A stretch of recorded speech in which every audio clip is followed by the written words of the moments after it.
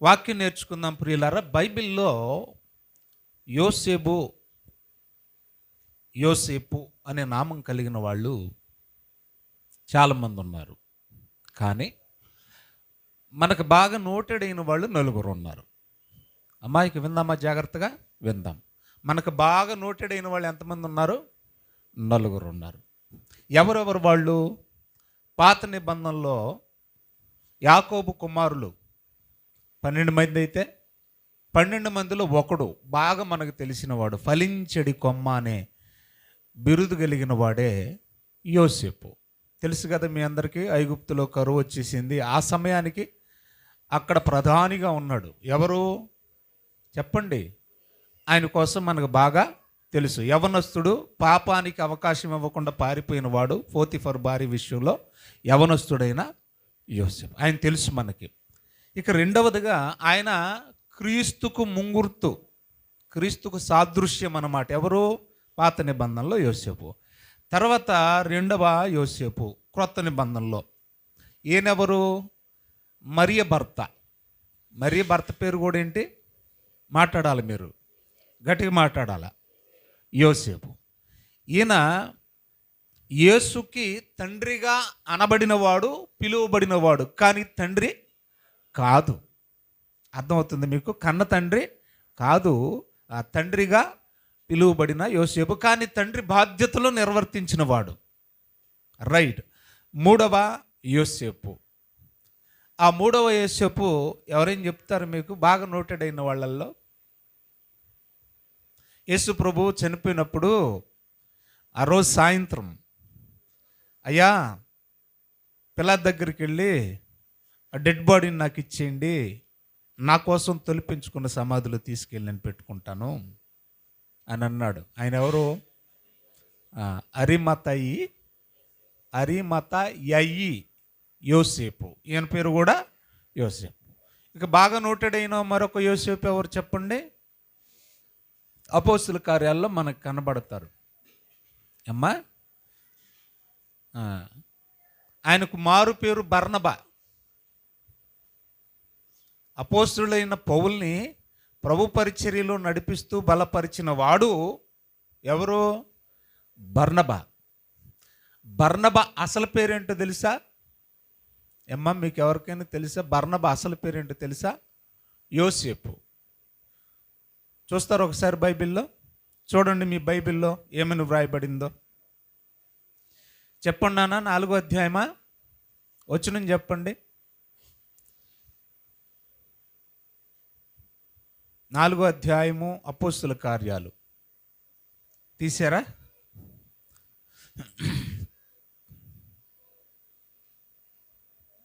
చరాస్తులు అమ్ముతున్నప్పుడు ఆయన కూడా తన ఆస్తిని అమ్మినటువంటి వ్యక్తి ఈ బర్నబా అని ఆయన అసలు పేరు కూడా అక్కడ వ్రాయబడింది. తీసిన వాళ్ళు చెప్పాలి, లేదంటే నేను చెప్పాలా? అమ్మా, 4వ అధ్యాయము 36వ వచనం చూద్దాం. కుప్పరలో పుట్టిన లేవీయుడగు యోసేపు అనే ఆయన ఒకనున్నాడట. అమ్మ వింటున్నారా? ఈయన పేరు ఏంటంట? యోసేపు. బాగా వినాలి వాక్యం సుమి, మనసు పెట్టి వినాలి. ఏదో ఆగతాయితనంగా ఏదో వచ్చాం వెళ్ళాం ఆశీర్వాదం వచ్చింది అనుకోవద్దు, దయచేసి అలాగ అనుకోవద్దు. బాగా వినాలి. మరి ముఖ్యంగా ఒక వ్యక్తి గురించి మనం మాట్లాడుతున్నప్పుడు అది క్యారెక్టర్ స్టడీ గురించి మాట్లాడుతున్నప్పుడు చాలా ఒళ్ళు దగ్గర పెట్టుకొని వినాలి. చూడండి దయచేసి. కుప్పరలో పుట్టిన లేవీయుడు అగు యోసేపు అని ఆయన ఒకడు ఉన్నాడు. ఇతనికి అపోస్తుల్లో ఒక పేరు పెట్టారంట. ఆ పేరు ఏంటంటే హెచ్చరిక పుత్రుడు లేదా ఆదరణ పుత్రుడు అని అర్థమిచ్చే బర్నబా అని మారు పేరు పెట్టారు. ఇప్పుడు ఎంతమంది అయ్యారు? చాలు, నాకు ఒకసారి రిపీట్ చేయండి. పాత నిబంధనలో ఒక యోసేపు కనపడ్డాడు. ఎవరైనా? యాకోబు కుమారుల్లో లేదా ఇశ్రాయేలీల 12 గోత్రాల్లో ఒకడు యోసేపు. ఓకే. రెండోది యేసుకు తండ్రిగా పిలువబడ్డ యోసేపు. మూడవది యోసేపు అని పిలువబడుతున్న ఈయన యేసు ప్రభు బాడీని అనగా శవాన్ని నాకు ఇవ్వండి, నేను భద్రం చేసుకుంటాను, నా సమాధిలో పెట్టుకుంటాను అని అడిగిన అరిమతయి అని యోసేపు. 4వది కుప్పర్లో పుట్టిన లేవీయుడు, అసలు పేరు యోసేపు, అపోస్తులు ఆదరణ పుత్రుడు అని అర్థం ఇచ్చే బర్నబా అని పెట్టారు. మొత్తం ఎంతమంది అయ్యారు? బర్నబా అసలు పేరేంటి? ఆదరణ పుత్రుడని ఎవరిని అన్నారు? అది రైట్. ఇంతవరకు క్లియర్. ఇప్పుడు విషయంలోకి వెళుతున్నాను, జాగ్రత్తగా వినండి. ఈరోజు క్యారెక్టర్ స్టడీ. ఒక వ్యక్తి, ఈ నలుగురిలో ఒక ఆయన కోసమే నేను మాట్లాడతా. ఆయన పేరే అరిమతయి అను యోసేపు. అరిమతయి అనే యోసేపు. అరిమతయి అనే యోసేపు ఏంటి అసలు? అరిమతయి ఏంటి అసలు అర్థం ఏంటి? అరిమతయ్య ఏంటి అర్థం ఏంటి? ఎందుకు వచ్చింది అసలు ఆ పేరు? మీరు ఎప్పుడైనా కూడా నజరేయుడైన యేసు అని విన్నారా? నజరేయుడైన యేసు ఏంటి? ఏంటి మాట్లాడమ్మా? ఓయ్ మాట్లాడు అమ్మా. నజరేయుడైన యేసు ఏంటమ్మా? ఎందుకు వచ్చింది అలాగా? ఊరి పేరు. Very good. ఎఫ్రాయిముడైన ఎల్కానా కదా, దేన్ని బట్టి వచ్చింది? అరిమతయి యోసేపు అంటే అది కూడా ఊరి పేరేనా? డౌటా? ఒకసారి చూడండి నేను చెప్పినందుకు. లోకాసు వార్త 23వ అధ్యాయము 50వ వచనం. లోకాసు వార్త 23వ అధ్యాయము 50వ వచనం. అరిమతయియా అను యూదుల పట్టణ సభ్యుడైన యోసేపు. అరిమతయ్య అంటే ఏంటంటది? యోదయ దేశములో ఉన్న పట్టణాలలో ఒక, చెప్పండి, పట్టణం లేదా ఊరు. ఇప్పుడు ఈ యోసేపుకి అరిమతయ్య అనేది ముందు ఎందుకు వచ్చిందో తోకంటే ఊరు పేరును బట్టి. గోనగూడెం దేవసహాయం గారు, అర్థమవుతుందా మీకు అమ్మా? అంటే ఎందుకన్నారు గోనగూడెం దేవసహాయం గారు అని? అంతే. ఇప్పుడు అరిమతయి యోసేపు అని ఎందుకన్నారు ఆయన్ని? ఆయన ఊరి పేరును బట్టి. ఇంతవరకు క్లియర్ అయిందా? ఏమ్మా మాట్లాడండి అమ్మా. ఊరి పేరును బట్టే. అరిమతయి అంటే వేరే ఏం కాదు, వాళ్ళ ఊరి పేరు అది. యూదుల పట్టణాల్లో ఒక పట్టణం. రైట్. ఇక్కడ మరికొన్ని విషయాలు మనం నోటీస్ చేద్దాం. ఇద్దరు యోసేపులు స్పెషల్ ఏంటంటే, యేసు ప్రభు పుట్టినప్పుడు మొట్టమొదటిగా ముట్టుకున్నవాడు తండ్రిగా పిలువబడ్డ యోసేపు. ఎందుకంటే ఎవరు లేరు కదా డెలివరీ చేయడానికి. అసలుకి వారికి ఆమె తలదాచుకోవడానికి కూడా ఏమి లేదు, సత్రంలో కూడా స్థలం లేదు. బహుశా నేను అనుకుంటాను చేస్తే ఇంకా డెలివరీ టైంలో దగ్గర ఎవరున్నారు? యోసేపు. అంటే యేసును మొట్టమొదటిగా ముట్టుకున్న వ్యక్తి ఎవరు? తండ్రిగా పిలువబడ్డ యోసేపు. రైట్. యేసును చివరిగా ముట్టుకున్న వ్యక్తి ఎవరు? అంతే, అరిమతయ యోసేపు. Very good. రైట్. ఇతని కోసం కొన్ని మాటలు మనం ఆలోచిస్తే, ఈయన ఎవరు అని అంటే అతడు ధనవంతుడు. అరిమతయ యోసేపు ఎవరు? ధనవంతుడు. బైబిల్లో చూద్దాం. మత్తయి సువార్త 27వ అధ్యాయము. పిన్ టు పిన్ రాసుకోవాలి మీరు. అతడు అరిమతయ యోసేపు ధనవంతుడు. యేసు ప్రభుని చివరిగా ముట్టుకున్నవాడు. ధనవంతుడు అని ఎక్కడుంది? మత్తయి సువార్త 27వ అధ్యాయము 57వ వచనం. యేసు శిష్యుడిగా ఉన్న అరిమతయియ యోసేపు అను ఒక ధనవంతుడు. చాలు. యోసేపు ఎవరని చదువుకున్నాం మనం? ధనవంతుడు. ఇంక వినండి. యూదుల్లో వినాలి, యోధా సమాజంలో ఒక కౌన్సిల్ ఉండేది, ఒక సభ ఉండేది. ఆ సభలో 70 మంది కౌన్సిల్స్ ఉండేవాళ్ళు. ఎంతమంది ఉండేవాళ్ళు ఆ సభలో? 70 మంది. దాన్నే అప్పుడు ఏమనేవాళ్ళు అంటే సన్హెడ్రిన్ సభ. సభ పేరేంటి చెప్పండి? అది ఎవరి సభ? యూదుల సభ. బాగా వినాలి. ఎంతమంది ఉండేవాళ్ళు ఆ సభలో? 70 మంది ఉండేవాళ్ళు. ఈ 70 మంది స్థాయి ఉంటో తెలుసా? సుప్రీంకోర్టు జడ్జి అవ్వాలంటే ఎంత కష్టం? అర్థమవుతుంది మీకు? పోనీలు మన స్థాయిలో మాట్లాడదాం. ఒక కలెక్టర్ ఐఏఎస్ అవ్వాలంటే ఎంత కష్టం అంటే, ఈ 70 మంది కూడా ఒక్కొక్కళ్ళు ఏ స్థాయో తెలుసా? ఒక్కొక్క కలెక్టర్ రేంజ్. ఇప్పుడు ఈ సన్హెడ్రిన్ అనే యూదుల సభలో ఇతను కూడా ఒక సభ్యుడు. అంటే 70 మందిలో ఒకటి ధనవంతుడు. తర్వాత యూదుల సన్హెడ్రిన్ అనే సభలో కలెక్టర్ రేంజ్ అంత రేంజ్, ఒక సుప్రీంకోర్టు జడ్జి అంత రేంజ్ ఉన్నోళ్ళు 70 మంది ఉంటే, ఆ 70 మందిలో ఒకడే ఈ అరిమతయి యోసేపు. చిన్నోడ పెద్దోడు చెప్పండి. ఒకవైపు ధనవంతుడు, రెండోది అప్పుడున్న ప్రభుత్వంలో మంచి క్యాడర్. గ్రూప్ 1కి ఇంక నేను అంటాను, గ్రూప్ 1కి ఇంకా పైన ఏదన్నా ఉంటే ఉండొచ్చేమో, అలాంటి క్యాడర్ ఉన్న ఆఫీసరు. చూద్దాం మనం బైబిల్లో మార్కు సువార్త 15వ అధ్యాయం 43వ వచనం. మార్కు సువార్త 15వ అధ్యాయం 43వ వచనం. గనుక సాయంకాలం అయినప్పుడు అరిమతయ్య యోసేపు తెగించి పిలాతునద్దుకు వెళ్ళి యేసు దేహమును తనకిమ్మని అడిగెను. అతడు ఘనత వహించిన ఒక సభ్యుడు. చాలు, పాయింట్ దొరికితే చాలు, ఆగిపోదాం. ఈయన స్థితి ఏంటంటే, అప్పటికే 70 మంది సన్హెడ్రిన్ సభలో వాళ్ళందరూ ఘనులు, బాగా విద్యావేత్తలు. వాళ్ళ శాలరీ ఎక్కువ ఉంటుంది, వాళ్ళ గౌరవ వేతనాలు అన్నీ ఎక్కువగానే ఉంటాయి. వారి క్వార్టర్స్ వేరుగా ఉంటాయి, వారికి ఇచ్చే గౌరవం వేరుగా, ఘనత వేరుగా ఉంటుంది. అలాంటి ఘనత వహించిన సభ్యుల్లో 70 మందిలో ఒకడే ఇప్పుడు మనం మాట్లాడుకుంటున్న అరిమతయ్య యోసేపు. ఇంకొక మాట కూడా చూద్దాం. లూకా సువార్త 23వ అధ్యాయం 50వ వచనం. లూకా సువార్త 23వ అధ్యాయం 50వ వచనం. అరిమతయ్య అను యూదుల పట్టణపు సభ్యుడైన యోసేపు. చాలు, ఏంటంటే ఇతను ఒక సభ్యుడు. ఎందులో సభ్యుడు? సన్హెడ్రిన్ అనే సభలో ఒక సభ్యుడు. ఇంతవరకు చాలు కదా. ఇంకా కొంచెం మనం ఆలోచిద్దాం. ఇతను ఎలాంటి వాడంటే, ధనవంతుడైనా, వినాలి, క్యాడర్లో, హై క్యాడర్లో జాబ్ చేస్తున్న ఒక గవర్నమెంట్, సెంట్రల్ గవర్నమెంట్ ఆఫీసర్ అయినా, ఇతను ఎలాంటి వాడంటే సజ్జనుడు. ఇతను గుణం ఎలాంటిదట?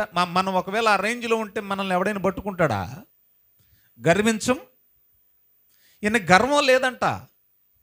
మంచి సహనశీలి, సహాయం చేసే గుణం. సజ్జనుడు అంటే సహాయం చేసే స్వభావం గలవాడు, సాత్వికుడు, మంచివాడు, సజ్జనుడు. తర్వాత ఏమన్నాడు చూడండి, నీతిమంతుడు అని వ్రాయబడింది. ఏంటంటే ఇతను ఎలాంటోడట? మరి నీతిమంతుడు లేడు, ఒక్కడు లేడు అని ఉంది బైబిల్లో. ఏమ్మా, నీతిమంతులు లేడు, ఒక్కడు లేడు, అందరూ పాపం చేసి దేవుడు అనుగ్రహించి మహిమను పొందలేకపోతున్నారని ఉంది రోమిలకు రాసిన పత్రికలో. ఇతను ధర్మశాస్త్రమును బట్టి నీతిమంతుడు. దేన్ని బట్టి నీతిమంతుడు చెప్పండి? ధర్మశాస్త్ర బాహ్య సంబంధమైన క్రియలను బట్టి నీతిమంతుడు. ఇప్పుడు నేనున్నానండి, 10 మందికి దాన ధర్మం చేస్తున్నాను అనుకో, బాహ్యంగా నేను చేసే ధర్మాన్ని బట్టి మీ దృష్టిలో నేను మంచోడిని, కానీ నా అంతరంగంలో చాలా పాపాలు ఉన్నాయి. అంటే మనస్సుతో పరిశీలన చేసుకుంటే నేను నీతిమంతుని కాదు, ఆ సంగతి మీకు తెలీదు. బాహ్యంగా నేను చేసే ధర్మకార్యాలను బట్టి మీరు నన్ను ఏమనుకుంటున్నారు? నీతిమంతుడు. అంటే పైన చేసే ధర్మకార్యాలను బట్టి నీతిమంతుణ్ణి, కానీ అంతరంగంగా నేను నీతిమంతుణ్ణి కాదు. సేమ్ అతని పొజిషన్ అది అప్పటికి. అందుకే పౌలు ఒక మాట అన్నాడు ఒకసారి, మీరు చూడండి దయచేసి. పౌలు ఒక మాట అన్నాడు చూడండి దయచేసి. రోమిలకు రాసిన పత్రిక 7వ అధ్యాయము 22వ వచనంలో చూద్దాం. రోమిలకు రాసిన పత్రిక 7వ అధ్యాయం 22వ వచనంలో, అంతరంగ పురుషుని బట్టి దేవుని ధర్మశాస్త్రమునందు నేను ఆనందించుచున్నాను, కానీ వేరొక నియమము నా అవయవములలో ఉన్నట్టు నాకు. అంటే పౌలు కూడా ధర్మశాస్త్రాన్ని బట్టి నీతిమంతుడే. మీకు అర్థమవుతుందా? పౌలు కూడా ధర్మశాస్త్రాన్ని బట్టి నీతిమంతుడు. ఎందుకంటే పైన చేసే ధర్మకార్యాలను బట్టి. కానీ నా అంతరంగంలో, నా అవయవాల్లో వేరొక నియమం పోరాడుతుందన్నాడు. అంటే లోపల తన మనస్సాక్షి తెలుసు తాను మంచోడు కాదని. నా అవయవంలో వేరొక నియమం ఉన్నట్టు నాకు కనబడుచున్నది. అది నా మనస్సు నందున్న ధర్మశాస్త్రముతో పోరాడుచు నా అవయవములోనున్న పాప నియమమునకు నన్ను చెరపట్టి లోపరుచుకొనుచున్నది. అయ్యో, అందరు నన్ను నీతిమంతుడు అనుకుంటుంటే ఆయన ఏమనుకుంటున్నాడు? నేను దౌర్భాగ్యుణ్ణి. అందరూ ఆయన్ని నీతిమంతుడు అని అనుకుంటుంటే ఆయన ఏమనుకుంటున్నాడు? అయ్యో, నేనెంత దౌర్భాగ్యం. రైట్, విషయానికి వద్దాం. అంటే ధర్మశాస్త్రాన్ని బట్టి చూస్తే ఆయన చేసే ధర్మ కార్యాలను బట్టి యోసేపు నీతిమంతుడే. కానీ మనసు సంబంధంగా ఆలోచిస్తే నీతిమంతుడు లేడు, ఒక్కడు కూడా లేడు. అందరూ పాపం చేసిన వాళ్ళే. సజ్జనుడు నీతిమంతుడు. ఎక్కడుందన్నమాట? లోకసువార్త 23వ అధ్యాయము 51వ వచనం. అతడు సజ్జనుడును నీతిమంతుడనై ఉండి చాలు, సజ్జనుడు నీతిమంతుడు. రైట్, ఇంతవరకు బాగుంది. రండి ఒకసారి నేను ఏమేమి చెప్పాను. అరిమతయి యోసేపు. అరిమతయి అంటే ఏం చెప్పాను? అది ఆయన పట్టణం, ఆయన ఉండే పట్టణం. రెండోది ఏం చెప్పాను? అతడు ధనవంతుడు. అతడెవరు? ధనవంతుడు. మూడోది ఏం చెప్పాను? ఘనత వహించిన యూదుల సన్హెడ్రిన్ అనే సభలో 70 మందిలో ఒకడు. అంటే తీర్మానాలు చెయ్యాలన్నా వారికి హక్కులు ఉంటాయి. అంత గొప్ప అధికారి. తర్వాత ఏం చెప్పాను నేను? అతడు మంచివాడు, నీతిమంతుడు ధర్మశాస్త్రాన్ని బట్టి. రైట్, ఇప్పుడు టెక్స్ట్కి వెళుతున్నాను, జాగ్రత్తగా నోట్ ఇచ్చేయండి. ఒక్కసారి టెక్స్ట్ రాసుకోండి. లైఫ్లో 3 చెప్తా, మర్చిపోవద్దు. దీనికోసం 3 చెప్తా. కొరింథీయులకు రాసిన మొదటి పత్రిక, ఇది టెక్స్ట్గా రాసుకోండి దయచేసి. పైన మూలవాక్యంగా రాసుకోండి. 13వ అధ్యాయము 13వ వచనం. కొరింథీయులకు రాసిన మొదటి పత్రిక 13:13. కాగా ఒకటోది విశ్వాసం, రెండోది నిరీక్షణ, మూడోది ప్రేమ. ఈ 3 నిలుచును. ఈ 3 ఏమన్నాడు? ఎల్లప్పుడూ నిలుచును. బాగా వినాలి. శాశ్వతంగా నిలిచే ఏంటంట? శాశ్వతంగా నిలిచే 3. అమ్మ వింటున్నారా? ఒకటోది ఏంటట? విశ్వాసం, రెండోది నిరీక్షణ, మూడోది ప్రేమ. ఈ 3 శాశ్వతంగా నిలుస్తాయి. అవి 3 కలిగిన వాడు కూడా చరిత్రలో శాశ్వతంగా నిలిచిపోతాడు. అతడు చనిపోవచ్చు, కానీ అవి 3 కలిగి ఉన్నాడు కాబట్టి చరిత్రలో అతను ఒకడుగా గుర్తించబడతాడు. చరిత్ర అతన్ని మర్చిపోదు. ఇప్పుడు నేను ఈ 3 విషయాలు యోసేపులో చూపిస్తా. అర్థమవుతుందా మీకు? ఎందుకంటే ఆయన ఎప్పుడో చనిపోయి ఉండొచ్చు, బహుశా క్రీస్తు కాలంలోనే చనిపోయి ఉండొచ్చు.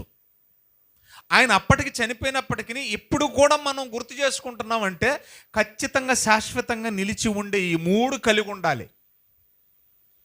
కలిగి ఉన్నాడో లేదో ఒకసారి మనం చూద్దాం. మొట్టమొదటిగా ఏం చెప్పాను నేను? విశ్వాసం. అమ్మా, మొదటిది ఏంటి చెప్పండి? విశ్వాసం. ఆయనకున్న విశ్వాసం ఏంటో? విశ్వాసం అంటే నమ్మకమే కదా. నమ్మినవాడే కదా శిష్యుడు.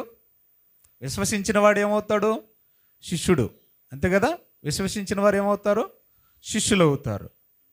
ఆయన విశ్వాసం గురించి బైబిల్లో ఎక్కడైనా వ్రాయబడిందా? అసలు ఆయనకి యేసు ప్రభునందు విశ్వాసం ఉందా?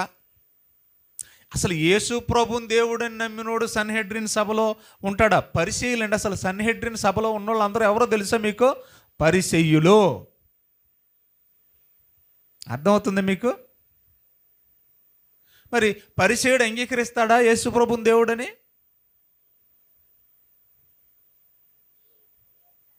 మరి నమ్మనప్పుడు శాస్త్రులు పరిశీలి వీళ్ళే కదండి ఆయన మీద ఎప్పుడు ఎలిగేషన్ ఆయన మీద నేరారోపణ చేసేవాళ్ళు. మరి ఆ పరిసయ్యుల సభలో, సన్హెడ్రిన్ సభలో ఉన్న ఒక పరిసయ్యుడు కదా ఇతను. ఈయన యేసు ప్రభునందు విశ్వాసం ఉంచుతాడా? ఒకసారి చూడండి, మీరు ఏం గలిబిలిగా ఉన్నారు. చూడండి ఒకసారి మీ బైబిల్ యోహాను సువార్త 19వ అధ్యాయము 38వ వచనం చూడండి దయచేసి. 19:38. అటు తర్వాత చూడండి దయచేసి. అటు తర్వాత యూదుల భయము వలన. ఈ అధికారికి ఎవరు భయం ఉందంట? జనం భయం ఉందంట. అమ్మా ఒకసారి నా వైపు చూడండి. ఇక్కడ కూర్చున్న మీ అందరిలో ఈ భయం ఉంది.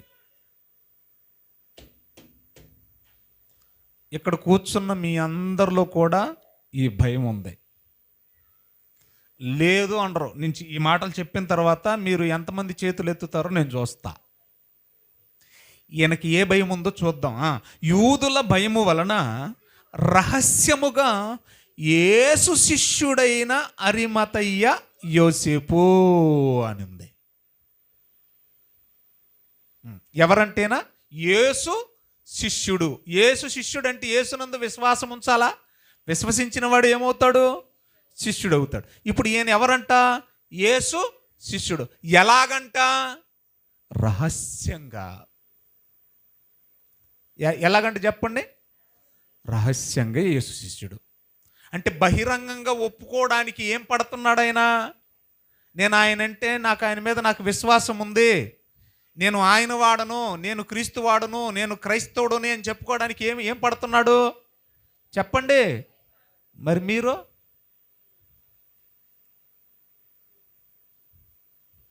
మరి మీ సంగతి ఏంటి?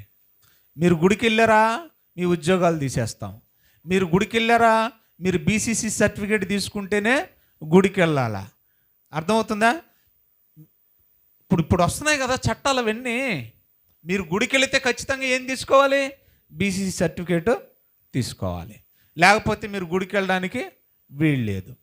ఏం చేస్తారు మీరు? ఎంతమంది గుడి మానేస్తారు? ఎంతమంది సర్టిఫికేట్ మార్చుకుంటారు? పోనీ ఎంతమంది గుడికి వస్తారు? ప్రభుత్వాల నుంచి రాయితీలు రావు. ప్రభుత్వాల నుంచి వచ్చేవి కూడా లావాదేవీలు ఏమి జరగవు.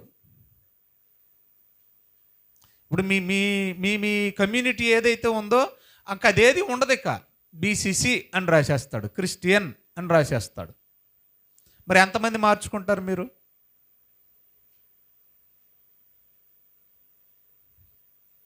అలాగని మీరు క్రైస్తవులు కాదా? చాలామంది ఏమనుకుంటారంటే మేమే క్రైస్తవులం అని అనుకుంటారు. చర్చికి రాకుండా రహస్యంగా యేసునందు విశ్వాసం ఉంచి భక్తి చేసే వాళ్ళు చాలామంది ఉన్నారు. తెలుసా మీకు? సర్టిఫికేట్లు మారలేదు కానీ మార్చుకోకుండా సర్టిఫికేట్ బీసీసీ అని మార్చుకోకుండా భక్తి చేసే వాళ్ళు, విశ్వాసం ఉంచిన వాళ్ళు చాలామంది ఉన్నారు. ఎవరిలాగా? యోసేపులాగా. ఒక సందర్భాన్ని చెప్పరా నేను మీకు. యెజబెల్ అంట ఏలియాకు వర్తమానం పంపిందంట. ఏంటి? వాడు నా శిష్యులు లేదా నా ప్రవక్తలైన 850 మందిని చంపేస్తాడా? రేపు పొద్దున్నే వాడిని నేను చంపేస్తున్నాను అనేసరికి పెట్టేపాడు జద్దుకొని పరిగెత్తేసాడట. పరిగెత్తి ఒక అరణ్యానికి వెళ్ళిన తర్వాత బదరి అనే వృక్షం కింద కూర్చొని దేవుడితో మాట్లాడుతున్నాడు. ప్రభువా, ఇంక చాలు, నేను పరిగెత్తలేను, నన్ను చంపేయి, ఎందుకు వచ్చిన గొడవ?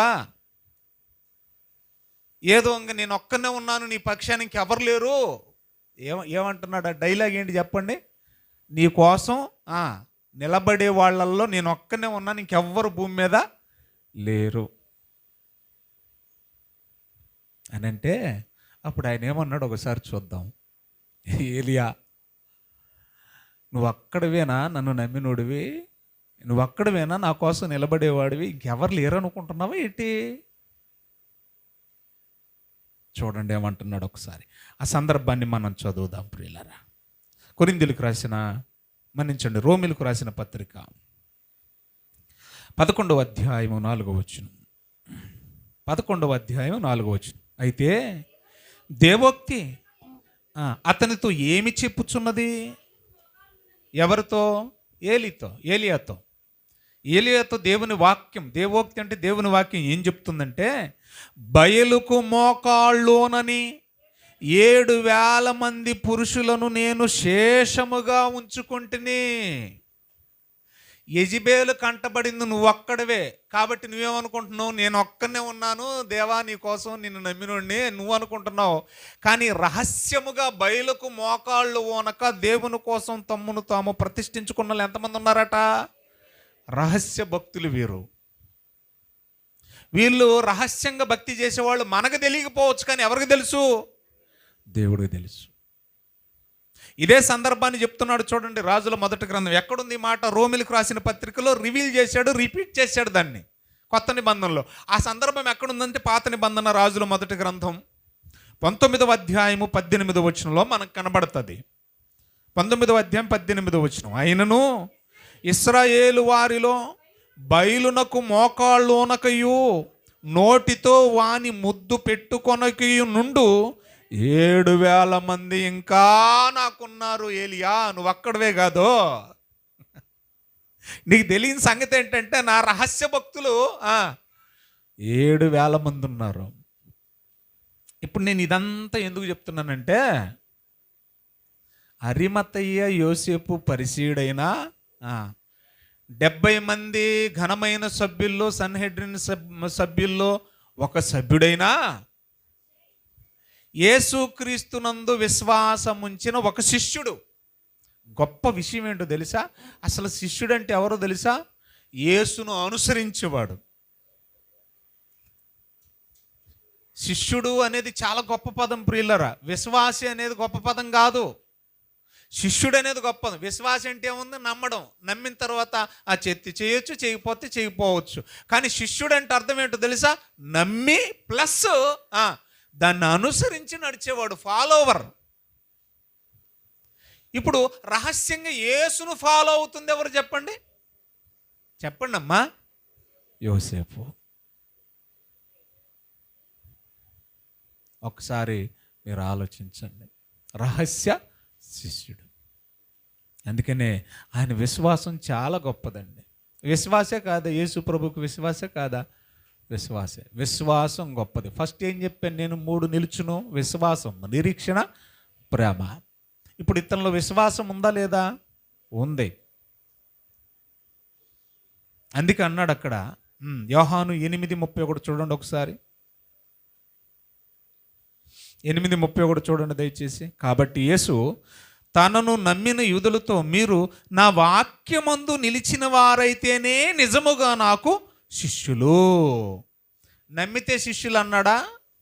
వాక్యాన్ని అనుసరించి బ్రతికితే శిష్యులు అన్నాడా? మాట్లాడాలి. ఎడ కూర్చున్న మీలో ఎంతమంది వాక్యాన్ని అనుసరించి నడుస్తున్నారు? ఆయన ఒకవేళ గుడికి వెళ్ళకపోవచ్చు ఆరాధనకి, కానీ ఆయన శిష్యుడు, రహస్య శిష్యుడు అన్నాడంటే ఆయన ఏం చేస్తూ ఉండాలి? ఈ వాక్యాన్ని బేట్ చేసుకొని వాక్యము యందు నిలిచి ఉన్నవాడంటే వాక్యాన్ని అనుసరించి నడిచేవాడు. గొప్ప విశ్వాస కాదా? రైట్. మొదటిది, ఆయన విశ్వాసం గలవాడు. రెండో పాయింట్ ఏంటి? నిరీక్షణ. అర్థమవుతుంది మీకు? ఆయన నిరీక్షణ ఏంటో ఒకసారి మనం బైబిల్లో చూద్దాం. లూకా సువార్త 23వ అధ్యాయము 51వ వచనం. అతడు సజ్జనుడు, నీతిమంతుడయ్యుండి వారి ఆలోచనలకు వారు చేసిన పనికిని సమ్మతింపక. తర్వాత పాయింట్ చూడండి, దేవుని రాజ్యము కొరకు కనిపెట్టుచుండినవాడు. నిరీక్షణ అంటే ఏంటి చెప్పండి? నిరీక్షణ అంటే ఏంటి చెప్పండి? కనిపెట్టడమేగా. ఈయన ఏం చేస్తున్నాడంట? దేవుని రాజ్యము కొరకు కనిపెడతా ఉన్నాడట. నిజంగా ఆ టైంలో ఇద్దరు ధన్యులుగా కనపడుతున్నారు. ఎందుకంటే దొంగోడు కూడా, ప్రభువా నీవు నీ రాజ్యంతో వచ్చినప్పుడు దయచేసి నన్ను అన్నాడు. ఎప్పుడో కాదురా భయ్, నీడే అన్నాడు. ఎంత ధన్యుడు! ఆయన రాజ్యాన్ని అనుభవించిన వాడు. దొంగ. ఇప్పుడు ఈయన కూడా అడుగుతున్నాడు, ఈయన కూడా చూస్తున్నాడు. దేనికోసం అంట? ఆయన రాజ్యము కొరకు కనిపెట్టుచుండేవాడు. ఉన్నది రోమా ప్రభుత్వ రాజ్యంలో, కనిపెట్టేది ఏ రాజ్యం కొరకు? ప్రభు రాజ్యం కొరకు కనిపెడుతున్నాడంటే ఎంత నిరీక్షణ ఉందో మీరు ఆలోచించండి. మనకుందా ఈ నిరీక్షణ? ఎన్ని చెప్పాను నేను? 2. అతడు రహస్య విశ్వాసి లేదా శిష్యుడు. రెండోది గొప్ప నిరీక్షణ కలిగినవాడు. 3వ పాయింట్ నోటీస్ చేస్తున్నాను, జాగ్రత్తగా నోటీస్ చేయండి. ఆయనకు ప్రేమ ఉంది. ఆయనకి ఏముంది? ప్రభు కోసం ఏముంది? ప్రేమ. ఎలాంటి ప్రేమ అంటే పెదాల మీద పప్పలు ఉండే ప్రేమ కాదు, మనది అలాంటి దొంగ ప్రేమ. ఈయన ప్రేమ క్రియలతో కూడిన ప్రేమ. ఈయన ప్రేమ ఎలాంటి ప్రేమ? క్రియలతో కూడిన ప్రేమ, త్యాగంతో కూడిన ప్రేమ. ఇక్కడ కొంచెంసేపు బాగా ఆలోచిద్దాం. నంబర్ 1, యూదుల ఆలోచనకు సమ్మతింపక అన్నాడు చూడండి. అదే వచనంలో 23:51 చూడమ్మా ఒకసారి. 23:51 చూడండి. లోకసువార్త 23:51 చూడండి. అతడు సజ్జనుడును నీతిమంతునై ఉండి వారి ఆలోచనకు, వారు చేసిన పనికిని వారి ఆలోచనకు సమ్మతింపక. చెప్పాలి, పరిసయ్యుల ఆలోచనకు సమ్మతింపక. ఆ 70 మంది ఉన్నారే, ఆ 70 మందిలో 69 మంది ఆలోచనలు ఒక ఎత్తు అయితే ఈయనొక్కడ ఆలోచన ఒక ఎత్తు. అర్థమవుతుంది నా భాష మీకు? 69 మంది ఆలోచన ఒకటైతే దానికి సమ్మతించడు ఎవరు? ఈ 70వ వ్యక్తి. ఇప్పుడు నా పాయింట్ ఏంటంటే, అసలు 70 మందిలో 69 మంది ఆలోచన ఏంటి? ఇప్పుడు ఏం మాట్లాడుతున్నాం ఈయన గురించి? మూడో పాయింట్ ఏంటి? దేవుని పట్ల ఆయనకున్న ప్రేమ. ఇది బాగా నోటీస్ చేయండి, బాగా కొంచెంసేపు ఆలోచిద్దాం. ఇక్కడే ఉండి ఆలోచన చేద్దాం, పరిశీలన చేద్దాం. ఆయన ప్రేమను మనం ఎలా తెలుసుకోవాలంటే, ఆ 69 మందితో సమ్మతించట్లేదంట. ఇంతకీ ఆ 69 మంది ఆలోచన ఏంటి? ఆ ఆలోచనకు సమ్మతించలేదంటే 69 మంది ఆలోచన ఏంటో మనకు తెలియాలి. ఇప్పుడు చూద్దాం 69 మంది ఆలోచన ఏంటో. ఆ సభలో ఉన్న 69 మంది ఆలోచన ఏంటో ఇప్పుడు చూడండి. అదే యోహాను సువార్త 11వ అధ్యాయము 53వ వచనం చూడండి. 11:53 చూడండి. కాగా ఆ దినము నుండి వారు ఆయనను చంపనాలోచించుచుండిరి. వినాలి, ఆ 70 మంది ఆలోచన ఏంటి? యేసుని చంపనాలోచించుచుండిరి. వారి ఆలోచనకు సమ్మతింపక. ఏం చదువుకున్నాం మనం లోక 23లో? ఈ అరిమతయి యోసేపు ఏం చేశాడంట? వారి ఆలోచనకు సమ్మతించలేదు. ఇంతకు వారి ఆలోచన ఏంటంట? యేసుని చంపాలి అనేది వారి. అంటే ఇప్పుడు దేనికి సమ్మతించలేదు యోసేపు? యేసును చంపడానికి సమ్మతించలేదంటే ఆయన ఎంత ప్రేమ అండి. ఇప్పుడు ఇక్కడ మీరు కూర్చున్న మీ అందరూ కూడా నన్ను ఊరే చంపాలనుకున్నారు. విజయక్క ఒక్కటే నేను ఒప్పుకున్నది. అంటే ఆవిడకి నా మీద ఏముంది? ప్రేమ. ఇక్కడ యూదుల ఆలోచనకు సమ్మతించలేదంటే వాళ్ళ ఆలోచన ఏంటో చూస్తున్నాం మనం. వారి ఆలోచన యేసుని చంపడమే, కానీ దానికి ఏం చేయలేదంట? సమ్మతించలేదంటే ఎంత ప్రేమ ఉంది. ఇంకా చూడండి కొన్ని మాటలు మనం చూద్దాం. 5వ అధ్యాయము యూదుల ఆలోచన ఏంటి అసలు? 5వ అధ్యాయం యోహాను సువార్త 18వ వచనం. ఆయన విశ్రాంతి దినాచారము మీరుట మాత్రమే గాక దేవుడు తన సొంత తండ్రిని చెప్పి తన్ను దేవునితో సమానునిగా చేసుకొనెను గనుక ఇందు నిమిత్తము యూదులు అనేకులు చంపవలెనని, యేసుని ఏంటట? చంపవలెనని మరి ఎక్కువ. యూదుల్లో ఒక తెగది పరిశీలనేదే. ఈ యూద జాతిలో ఈ తెగ వాళ్ళు ఏం చేశారంటే మరీ ఎక్కువగా వాళ్ళ ఆలోచన ఏంటి? ఆయనను చంపవలెనని ప్రయత్నము చేయడం. అదే వాళ్ళ ఆలోచన. 12వ అధ్యాయం 10వ వచనం యోహాను సువార్త 12వ అధ్యాయం 10వ వచనం. అతనిని బట్టి యూదులలో అనేకులు 12:10 అతనిని బట్టి యూదులలో అనేకులు తమ వారిని విడిచి యేసునందు విశ్వాసముంచిరి గనుక 11వ వచనం ప్రధాన యాజకులు లాజరును కూడా చంపనాలోచించిరి. లాజరును కూడా అనే పదం ఎందుకు వాడాడు అక్కడ? కూడా అనే దానికి నాకు అర్థం చెప్పాలా? వాణ్ణి సమాధిలో నుంచి లేపినోడిని వేసేయాలి, లేచినోడిని కూడా వేసేయాలి. సమాధిలో నుంచి లేపింది ఎవరు? యేసు ప్రభు. లేచినోడు ఎవరు? లాజరు. ఇప్పుడు ఈ లేపబడ్డం వల్ల ఏం జరిగిందంటే అక్కడే చదువుకున్నాం. అప్పుడు ఆ రోజు నుంచి యూదుల్లో అనేకులు ఏం చేశారంట? ఆ 70 మందిని ఆ యోధా పెద్దలను అనుసరించడం మానేసి ఎవరిని ఫాలో అవుతున్నారంట? యేసు వైపుకి తిరిగారంట. అందుకని వాళ్ళ కుట్ర వచ్చేసింది. ఎవరెవరిని చంపాలి ఇప్పుడు? యేసును చంపాలి, యేసుతో కూడా. అది మ్యాటరు. టోటల్గా మనకేం అర్థమైంది దీన్ని బట్టి? యూదుల ఆలోచన ఏంటి, లేదా పరిశీల ఆలోచన ఏంటి, ఆ 69 మంది ఆలోచన ఏంటంటే యేసుని చంపడమే చెప్పాలి.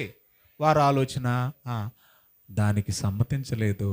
ఎవరు ఎవరు అంటే యేసు ప్రభు అంటే ప్రేమ ఉందా లేదా చెప్పాలి. చాలా ప్రేమ ఉంది. ఇందులోనే సెకండ్ పాయింట్ నోట్ ఇచ్చేయండి. ఒకటి, ఇప్పుడు మనం చదువుకున్నది వారి ఆలోచనకు సమ్మతించలేదు, అది ప్రేమ గుర్తు. ఇంకా అందులోనే రెండో పాయింట్ మీరు చూడండి, మార్కు సువార్త 15వ అధ్యాయము 13వ వచనం, మన్నించండి 43వ వచనం. అమ్మ బాగా వినండి రా తల్లి. మార్కు సువార్త 15వ అధ్యాయం 43వ వచనం. గనుక సాయంకాలం అయినప్పుడు అరిమతయ్య యోసేపు తెగించి, అబ్బాబ్బా, మొన్ననే విజయవాడ నుంచి తిరుపతి వెళ్ళిపోయిందంట ఒక పిల్ల. అమ్మా బొక్కతే కూతురు. అలాగని ఆ పిల్లకి మైనార్టీ కూడా తీరలే. విజయవాడ నుంచి అమ్మ బాబుల్ని వదిలేసి, మన్నించండి, వైజాగ్ నుంచి అమ్మ బాబుల్ని వదిలేసి వైజాగ్లో బస్సు ఎక్కింది. ఎందుకంటే ఫ్రీ బస్సులు కదా ఇప్పుడు. ఫ్రీ బస్సులు ఎంత బాగా పనిచేస్తున్నాయో చూడండి. నేరుగా విజయవాడ వెళ్ళిపోయిందంట. విజయవాడ నుంచి జాయిగా తిరుపతి వెళ్ళిపోయిందంట. ఆడేమైనా చుట్టాలు ఉన్నారంటే చుట్టాలు లేరు, పట్టాలు లేరు.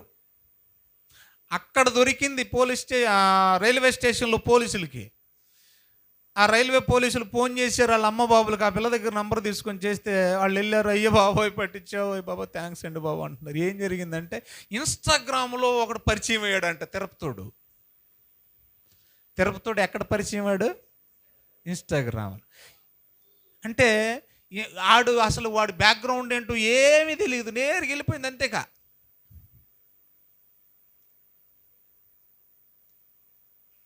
ఏం చేసింది? మన భాషలో చెప్పండి, ఇక్కడ ఉన్నదే చెప్పండి. తెగించేసింది. ఏం చేసింది? అక్కడ ఉన్నదే చెప్పండి అమ్మా. తెగించిందా లేదా?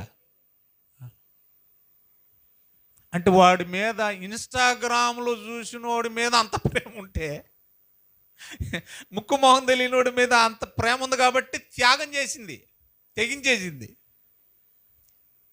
ఇప్పుడు ఈయన చేసిన త్యాగం ఏంటో తెలుసా మీకు? ఒకవేళ యేసు ప్రభు వైపు తిరిగితే ఉన్న ఘనమైన ఏం పొద్దది? గనుడ కాదు, ఇందాకేం చదువుకున్నాం మనం? ఘనమైన పొజిషన్లో ఉన్న ఆ 70 మంది ఒక్కడిగా ఉండే అధికారం పోద్ది. పిల్లల్ని పోషించుకోవడానికి నెల నెల జీతం వచ్చే జీతం పోద్ది. గౌరవం పోద్ది. అవసరమైతే లాజర్ను కూడా వేసేయాలని అనుకున్నోళ్ళు వీడు మనతో పాటు ఇన్నాళ్ళు ఉద్యోగంలో ఉండేసి ఇప్పుడు ఏసుముడ్డి వెనకాతలు తిరుగుతున్నారా, ముందు ఈయన్నేసేయండిరా. ఎన్ని అనర్థాలు చోటు చేసుకుంటున్నాయి చెప్పండి. ఎవరు ఒప్పుకుంటారండి అసలు? పోనీ మీ ఇళ్లలో మీరు భార్యలుగా మీ భర్త ఆ పొజిషన్లో ఉంటే ఒప్పుకుంటారు? ఏమండి బాబోయ్ ఉద్యోగం పోద్దండి, మనం ఎలా బతకాలండి, నోరు మూసుకొని ఉండండి అంటామనమా? తెగించాడట. దేనికి తెగించాడు ఎంతకైనా? చూడండి దయచేసి, దేనికి తెగించాడు? ఆ త్యాగం. అది గవర్నర్ దగ్గరికి వెళ్ళాడంట. దేనికోసం వెళ్ళాడు గవర్నర్ దగ్గరికి? ఏమయ్యా నాకేమైనా కొంత ఉద్యోగంలో జీతం పెంచండి అనా, లేకపోతే ప్రమోషన్ ఇవ్వండి అనా? ఆయన కోసం కాదు, పోతా యేసుప్రభు కోసం వెళ్ళాడు. అప్పటికే యేసుప్రభు ఏమైపోయాడు? మరణించాడు. అర్థమవుతుంది మీకు? యేసుప్రభు అప్పటికేమయ్యాడు? మరణించాడు. అందరూ వెళ్ళిపోయారు, కానీ ఆయన మాత్రమే ఉన్నాడు. ఏం చేస్తున్నాడంట? అందరూ వెళ్ళిపోయారండి. చాలా బడాయి కబుర్లు చెప్పిన వాళ్ళు అందరూ, ప్రభా నీ కోసం నేను అవసరం చచ్చిపోతా ప్రభా అన్నాడు. ఎవరు? పేతురు. అందరూ వదిలేసిన నేను మాత్రం నిన్ను వదలను ప్రభా అన్నాడు. ఎక్కడికి వెళ్ళాడు మరి? అరిమత యోసేపు వచ్చి అడుక్కుంటున్నాడు. ఎవరిని? పిలాతుని. ఏమని అడుక్కుంటున్నాడు? ఆ డెడ్ బాడీని దయచేసి ఏం చేయకండి నాకు. మరి ఈ శిష్యులు ఏమయ్యారండి?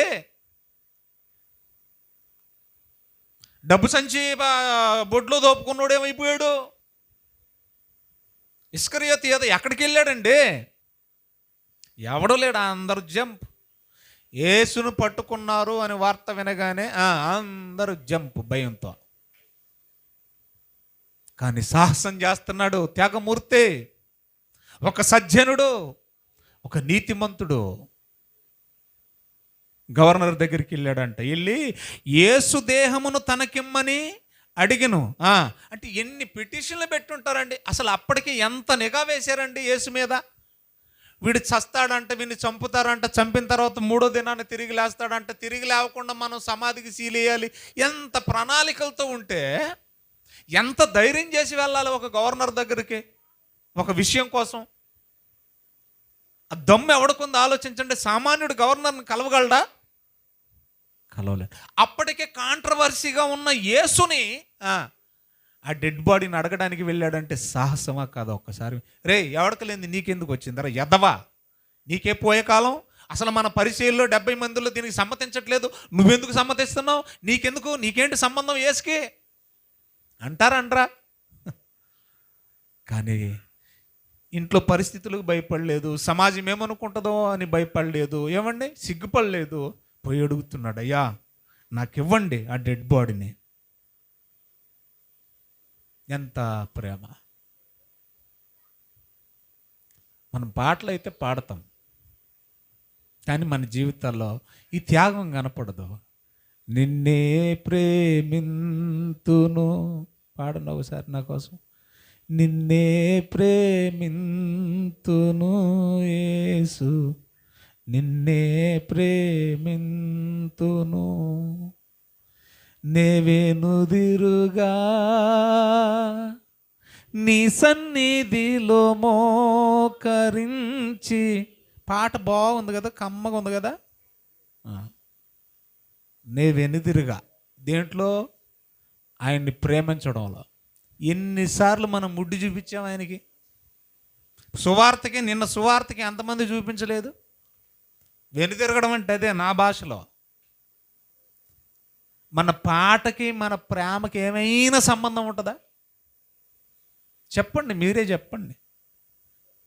త్యాగం చూడండి ప్రియులారా. చాలా పాటలు పాడతాం మనం. నేను ఉండాలేనయ్యా, నే బ్రతుకాలేనయ్యా, నీవే లేకుండా. రావట్లేదా మీకు పాట? పాడండి అమ్మా. రాజా నీ సన్నిధిలో నేను ఉండాలేనయ్యా, చెప్పండి, నే బతకాలేనయ్యా. సావు దరిద్రం బద్ది, బతకలేకపోతే సావు. మన పాటలకి మన ప్రవర్తనకి అస్సలు చాలా ఉంటాయి చెప్పాలంటే. కనకదుర్గ టెంపుల్ విజయవాడలో ఒక గవర్నమెంట్ ఎంప్లాయీ హెబ్రోన్ ఫెలోషిప్కి వెళ్తాడట. వినాలి, త్యాగం అంటే ఎలా ఉంటుందో చెప్తున్నాను వినండి. ఇప్పుడు కొంతమంది అధికారులు ఆయన చర్చికి వెళ్ళడం చూశారు సండే. చూసి, ఏమండి ఇతను క్రిస్టియన్ అండి, ఇతన్ని కనకదుర్గ టెంపుల్లో ఉద్యోగం ఎలాగిచ్చారు మీరు? అర్జెంటుగా అతను చర్చి మానేయాలి. మీకు అర్థమవుతుందా? అర్జెంటుగా అతను ఏం చేయాలి? చర్చి మానేయాలి. ఇతడు ఎస్సీ అని పెట్టుకొని జాబ్ చేస్తున్నాడు. సో బీసీసీ అన్నవాడు ఈ హిందూ టెంపుల్లో జాబ్ చేయడానికి వీలు, క్రైస్తవుడు. ఈ మధ్య ఈ గొడవలు కూడా ఎక్కువైనాయి. తిరుపతిలో కూడా క్రైస్తవులు ఎవరు కూడా జాబ్ చేయడానికి వీలు లేదని చెప్పేసి గొడవలు. నేను జరిగిన కరెంట్ అఫైర్ నిజమైన సంఘటన చెప్తున్నాను ప్రియులారా. కాబట్టి వీడు గుడన్న మానాలి, లేదంటే ఉద్యోగమైనా మానాలి. ఏంటి నీ సంగతే అన్నారు ఆఫీసర్లు. ఆయన సింపుల్గా ఏమన్నాడు తెలుసా? నీ జాబ్కి ఒక నమస్కారం రా, నా యేసును మాత్రం నేను వదలను. అడుక్కు తింటాను కానీ వదలను. ఎవరికి ఉంది త్యాగం చెప్పండి? భయం. ఎంత త్యాగం చేశాడండి ఈ మహనీయుడు.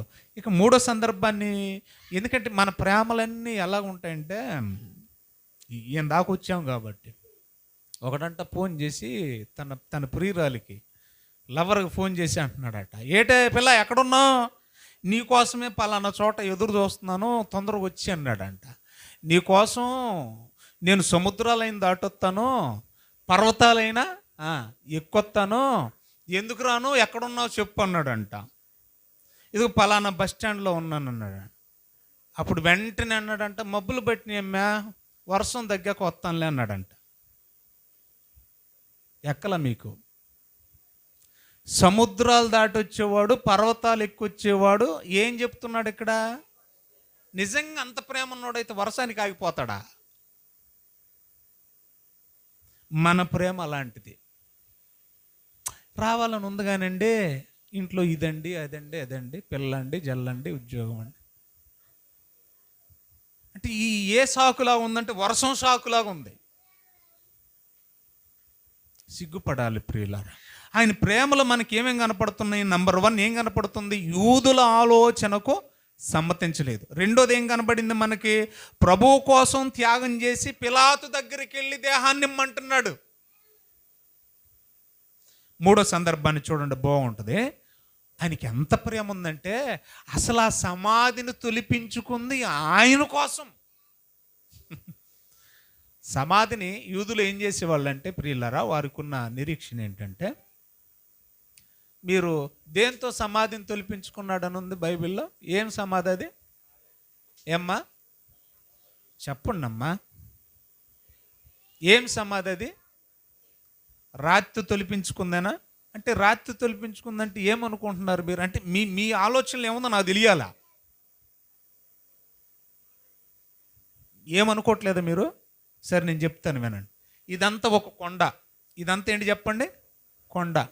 ఈ కొండని ఈ కొండని గుహలాగా తవ్వడమే చెప్పండి సమాధి.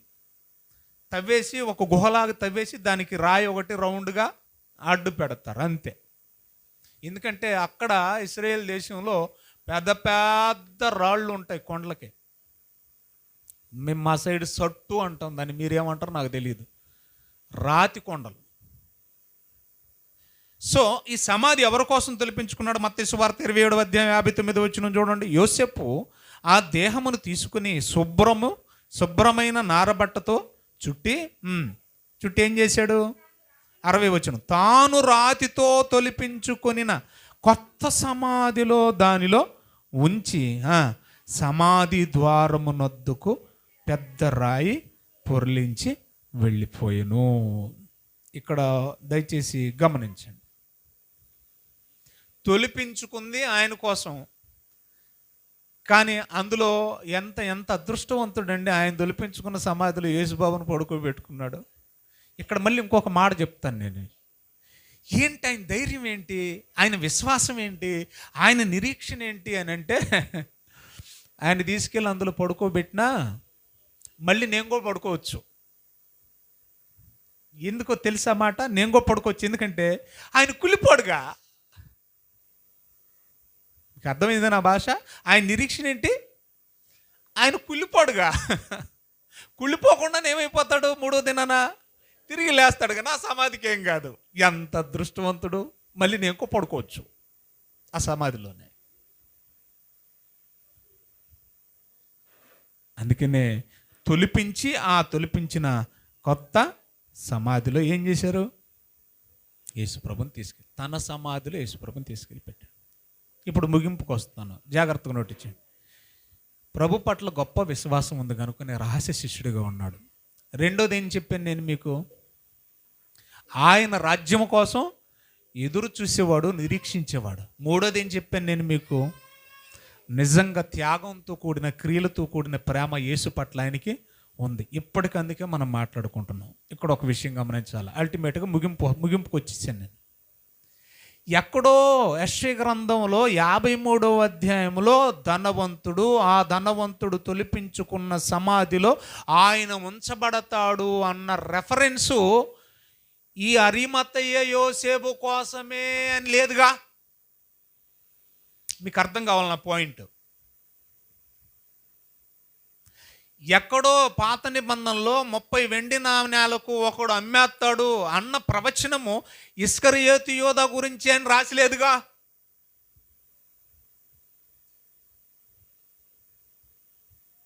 అర్థం కాలేదా నా భాష? ఇప్పుడు యెషయా గ్రంథానికి వెళ్ళండి, 53:9 53:9. అతడు మరణమైనప్పుడు భక్తిహీనులతో అతనికి సమాధి నియమింపబడిను, ధనవంతుని యొద్ద అతడు ఉంచబడిను, నిశ్చయముగా అతడు అన్యాయము ఏమీ చేయలేదు, అతని నోట ఏ కపటమును లేదు. ఇక్కడ నా పాయింట్ ఏంటంటే, ధనవంతుని సమాధిలో పెట్టబడతాది అని ఉంది కానీ అది అరిమతయి యోసేపు అని లేదుగా. ఇప్పుడు నా వైపు చూడండి. 69 మంది చదివింది పరిశీలు. ఎంతమంది అన్నాను నేను సన్హెడ్రిన్ సభలో? చివరి మాటలు జాగ్రత్తగా వినాలి. ఎంతమంది? 70 మంది.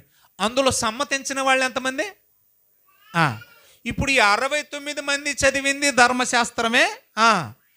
ఈ 70వ వాడైన యోసేపు చదివింది కూడా ఆ ధర్మశాస్త్రమే. బాగా వినాలి. అంటే ఆ ధర్మశాస్త్రంలో ఏమేమి ఉన్నాయి? ఇప్పుడు మనం చదువుకున్న యెషయా గ్రంథం 53:9 లేదా? ఉందా లేదా? రైట్. 69 మంది చదివిన ధర్మశాస్త్రము ఒకటే. ఈ ఒక్కడైన యోసేపు చదివిన ధర్మశాస్త్రము ఒకటే. అంటే బుక్ ఒక్కటే. 69 మంది చదివిన బుక్ ఒకటే, ఈ ఒక్కడు చదివిన బుక్ ఒకటే, కానీ లుక్కు తేడా. బుక్ ఒకటే కానీ ఏంటి చెప్పండి అందరూ? లుక్ తేడా. లుక్ అంటే చూసే కోణం వ్యత్యాసం. ఇప్పుడు ఎలా చూసుంటాడు యోసేపు? ఎలా చూడబట్టి ఆ ప్రవచనం ఇతని జీవితంలో నెరవేరింది? ఇది బాగా అప్లై చేసుకోవాలి మనం. ఎలా చూడబట్టి అంటే, ఆ ధనవంతుని నేనెందుకు కాకూడదు? యేసుని నా సమాధులు ఎట్టుకొని ఆ ప్రవచనంలో ఉన్న ఆ ధనవంతుని నేనెందుకు కాకూడదు? మిగతా 69 మంది ఏం చేశారు? వీడు దైవద్రోహి, వీడు మూర్ఖుడు, వీడు పాపిష్టోడు, వీడిని ఏసేయాలి అని ఆలోచన చేస్తే, ఈయన అదే బుక్ చదివిన వాడు ఏ దృక్కోణంలో ఆలోచించాడో తెలుసా?